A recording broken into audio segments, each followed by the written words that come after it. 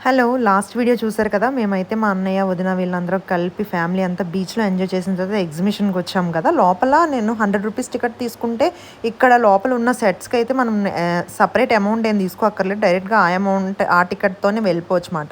Kashmir expo అని చెప్పేసి లోపలికెళ్ళిన తర్వాత ఫుల్ కాశ్మీర్ థీమ్‌లా ఉందన్నమాట. మెయిన్ ఏంటంటే బయటన ఉన్నదానికి, లోపల ఉన్నదానికి అంటే కాశ్మీర్ థీమ్‌లోకి వెళ్ళిన దానికి డిఫరెంట్‌గా అనిపిస్తుంది. ఎందుకంటే ఫుల్ ఏసీ ఉంది.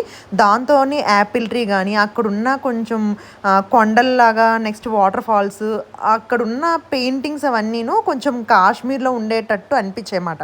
అంటే అలాగా పిక్స్ తీసుకుంటే మాత్రం ఖచ్చితంగా కాశ్మీర్‌లో ఉన్నారా? ఇది కాశ్మీర్‌లో తీసుకున్నారా? అనేటట్టు ఉన్నాయి.